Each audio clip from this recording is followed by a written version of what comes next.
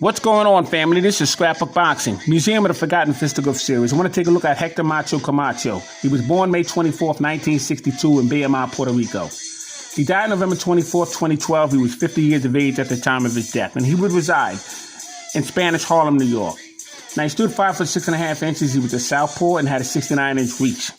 He had over 100 amateur fights, 96 wins, 4 losses. As a professional, he was 88 total fights, 79 wins, 38 knockouts, 6 losses, with 3 draws.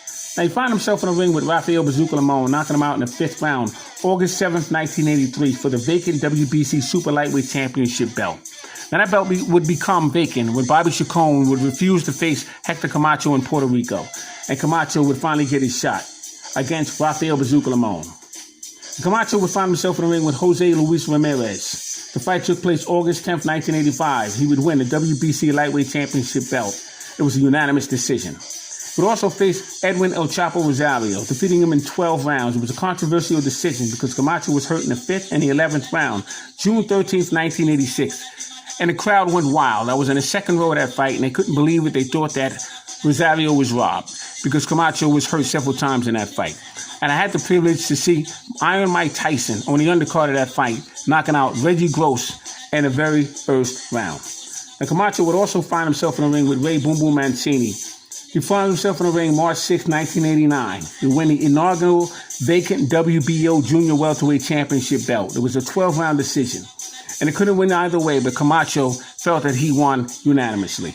He would also lose his first fight, February 23rd, 1991. It would be for the WBO Lightweight Championship belt against Greg Haugen, and he would defeat Greg Haugen in a rematch. But he would face Julio Cesar Chavez September 12, 1992 for the WBC Super Lightweight Championship belt, and he would be beat pillar to post, but he would show the heart of a warrior, and he would make the Spanish Harlem New Yorkers very proud. Salute to Hector Macho Camacho.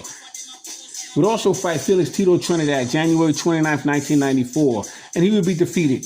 Camacho tried his very best, but he wasn't sharp enough, strong enough, or fast enough to defeat the younger and fresher, more powerful puncher, Felix Tito Trinidad. Trinidad was in defense of his IBF Welterweight Championship belt when he would defeat Maurice Blocker, called the Thin Man, second round, and he would win the IBF Welterweight Championship belt. It would be somewhat of a passing of the torch between Camacho and Felix Tito Trinidad.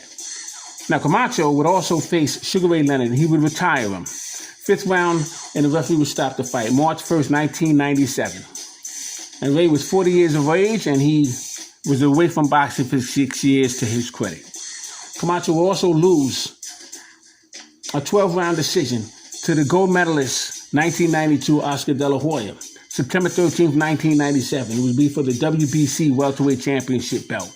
But he would defeat Roberto Duran for his second time, July 4th, 2001. You see, Camacho was some fighter, one of the greatest fighters in Puerto Rican history.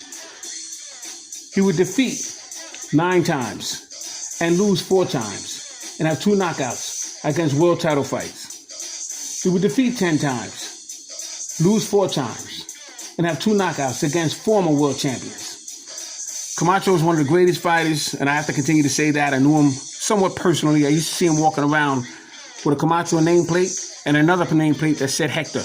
And he would drive around in a Camaro, and he would wear gold and leather suits. He was some person. Salute to Hector Camacho. R.I.P. One of the greatest that have ever done it.